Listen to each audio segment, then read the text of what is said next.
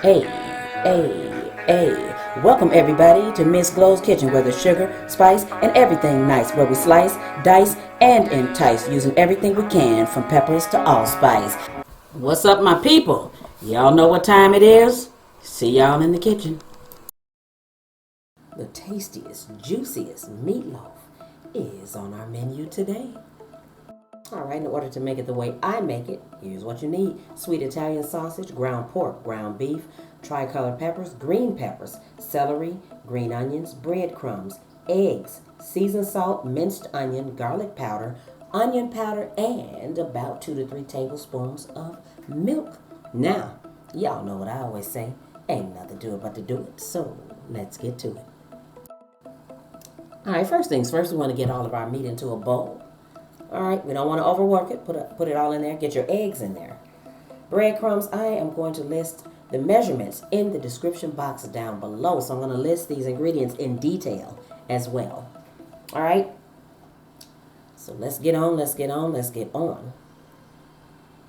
right, so now what I do with my veggies is I do chop them kind of small in meatloaf. So you'll see that color in there. You'll taste it, but you will not have big chunks of veggies in there. So the green peppers, the onions, the celery, it's all a dice. So it's a small dice, if you will.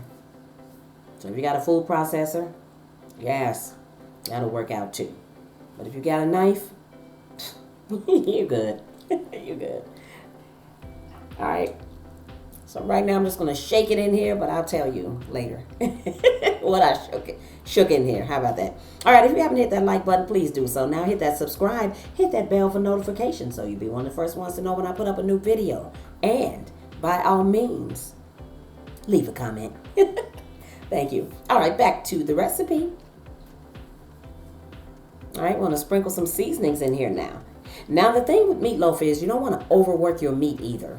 So you want to make sure that you put all of your ingredients in the bowl and then you mix it all at one time so that you're not mixing for a prolonged period of time. You want to mix this just until you get it incorporated really well. And as soon as you do that, stop.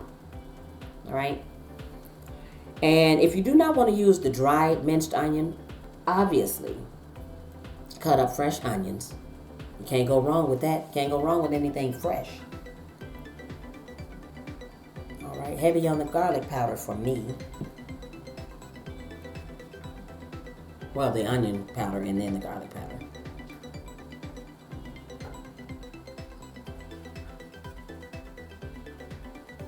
All right, so I did like sprinkle seasoned salt on there. I'm not really a salt person, so I use salt enough to enhance the dish, but not too much. But if you like more salt in yours, you know what I always say, your kitchen, your rules. So you use it liberally. Use it as you please. So when we say in a recipe to taste, that means to your taste. You're the cook? Yeah. All right, we got eggs in here, raw eggs, so careful with that you do wash your hands thoroughly when you're done with this, for sure. All right, so you can see I'm squeezing it, turning it over. And I want to get this really, really well. And you know the reason why we do that, because when you bite into something, you don't want it to taste different when you take the second or the third bite. So you want it all to taste the same. Your food is good, and you want all of it to be good. So that's why you want to make sure that your seasonings are evenly distributed throughout your dish. All right, so enough with that mixing.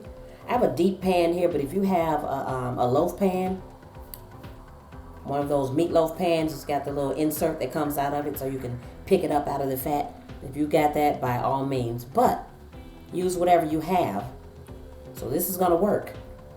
On a loaf pan, obviously you don't have to shape it yourself, but here, we will. So if you want to make it round, if you want to make it oblong, if you want to make it square, you could do any shape you want. So there's no set shape for meatloaf. But if you know you're going to make like sandwiches afterward, then of course You know, you want to make it so that once you slice it, it fits whatever bread you have.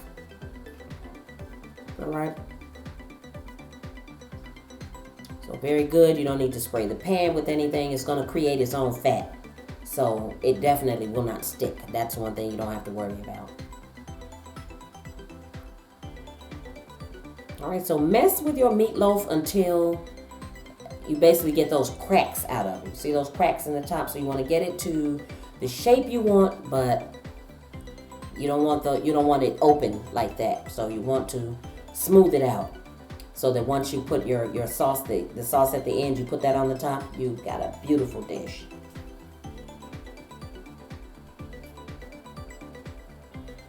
All right, so put it into a 350-degree oven, but in the description box down below, I'm going to tell you how long to cook it, the temperature that you need to put it on. So all of that will be down there. You'll be fine. And in the beginning when we're cooking, you do want to cover it. So you'll uncover it for the last 15 to 20 minutes of cooking. But for the time that we are cooking now, yes, cover it. Because that's a question a lot of times. Should you cook meatloaf uncovered? No, not in the beginning. My video's upside down. I'm sorry. So I'm going to very quickly tell you take equal amounts of brown sugar, mustard, and ketchup. Mix it up. Mix it very well. And then you're going to glaze your meatloaf with it. When it's done, you get it out of the oven. It's going to shrink some. So it's going to look like that before you glaze it. All right. Then you're going to glaze it. Bake it for 15 to 20 more minutes. Uncovered. And this is what you'll end up with, a beautiful meatloaf. Go make it. Great weeknight dish. Great any day. Sunday dinner, whatever. Thanks for watching, everybody. See y'all next time. For more great recipes, tips, and ideas, check out some of my other videos.